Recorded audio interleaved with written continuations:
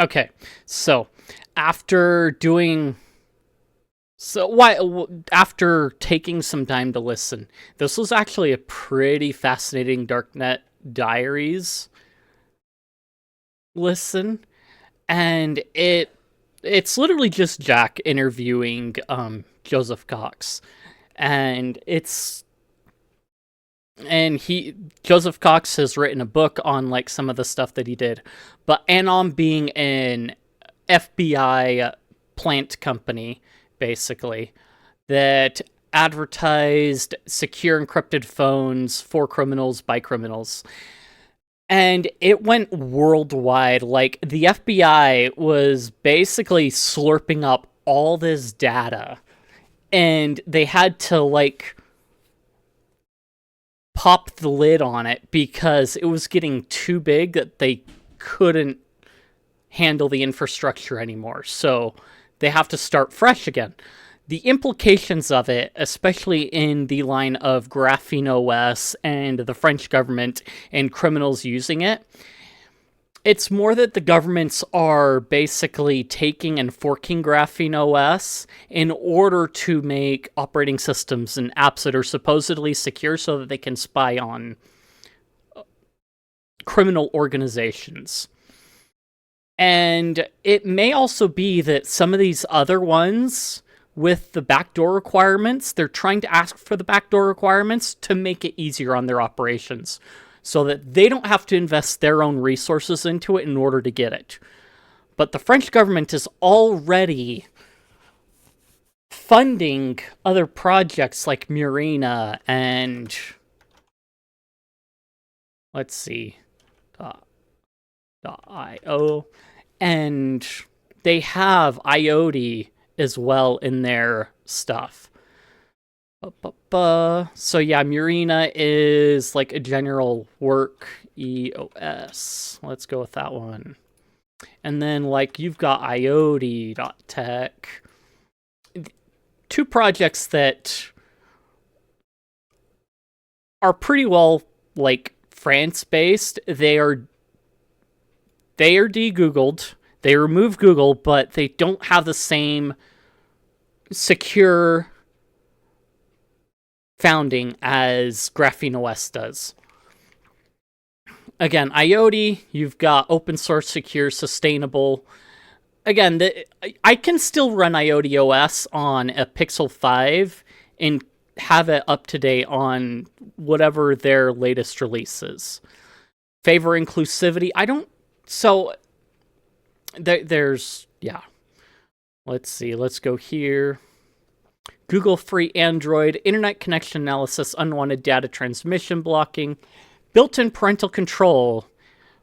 Parents, let's see, as parents, it certainly feels uncomfortable to know that your children are constantly tracked through their phone. Even if it feels scary to know your kids may have malware spyware installed on their phone, parental control apps can be intrusive and take form of yet another spyware comprising the privacy of your kids. This is not the case with IoT. You as a parent can easily define which recipients are blocked by choosing among several levels and categories of IoT blockings. There are two examples: porn and social. IoT you can also totally disable internet access from apps you want with password protection.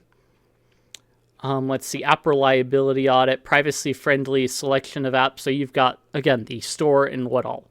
Graphene OS has a specific way that they do things to make sure that you are getting the apps from the actual source. So they've got, what was it? It's the signing key pinning for updating apps that I believe should have been implemented in AOSP. But they make sure that that stays the case in like their app store and in a Crescent. So the signing keys are pinned for the app so that when you update an app, you have to make sure that the signing key matches that as well.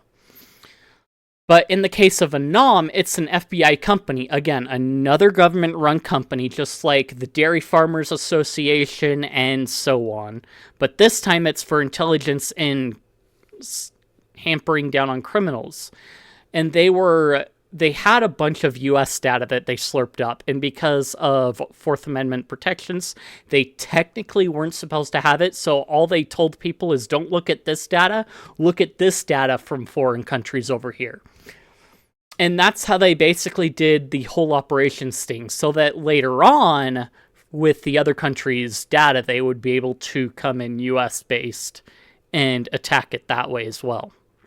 Or cut off supply lines from out of the country and therefore go in here. The thing that it makes questionable is for the normal person in the US that wants a secure encrypted phone,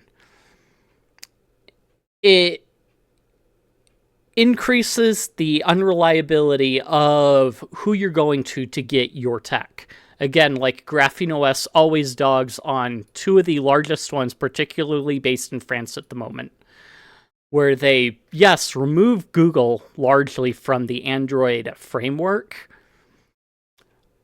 but they don't have the same security measures that Graphene OS has. And Graphene OS, in large part, in many times has threatened to push their security fixes upstream to AOSP, which I don't know why they don't do, because then they could stop moaning about the problems with AOSP and these other these other alternate OSs claiming like, oh, de-Googled secure and whatnot. It's like, if AOSP had all these things in it that were possible, and you made it work on every device, it wouldn't be a problem, and you would be able to have like a truly de-Googled phone that is secure as well, without Graphene OS saying, well, like, you're not really doing it right when it's not being pushed upstream. But then on the same hand, Lineage OS, IoT OS, Galaxy OS, EOS, all those projects could pull code from Graphene OS in order to make their projects more secure. But yeah, it becomes an issue of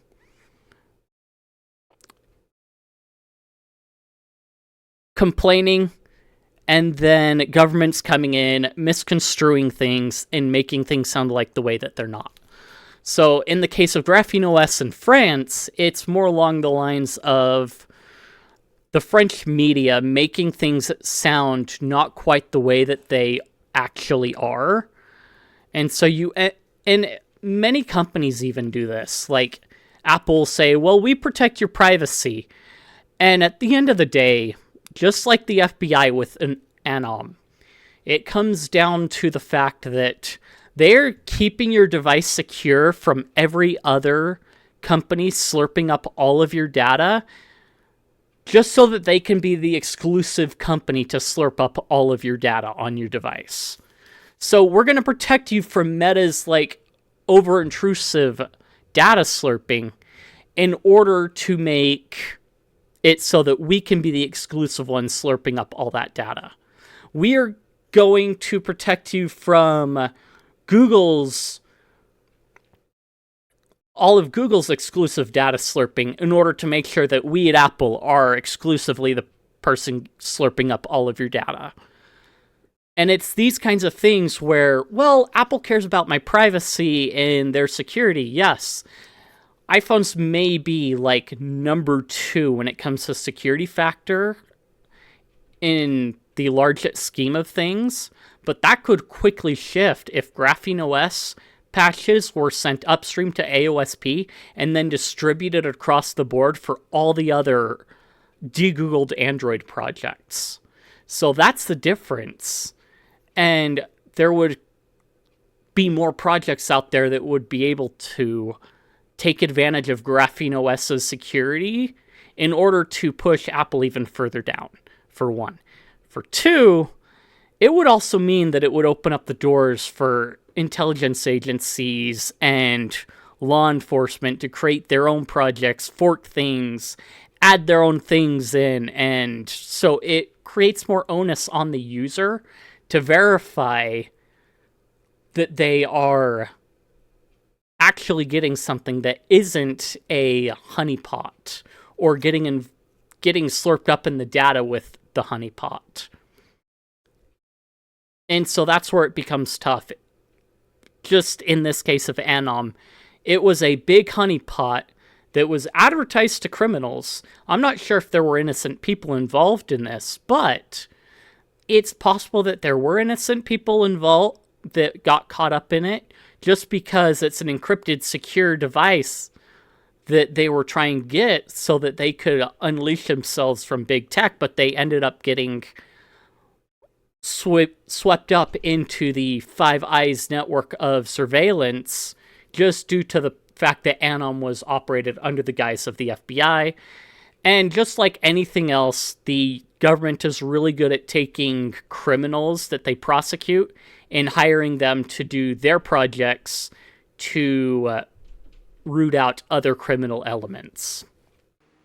If you liked the content, if you enjoyed it, if you think I deserve it, like, comment, subscribe, leave any criticisms you have or what have you. I appreciate it. Feed that algorithm, like I said, and I will see you guys in the next one.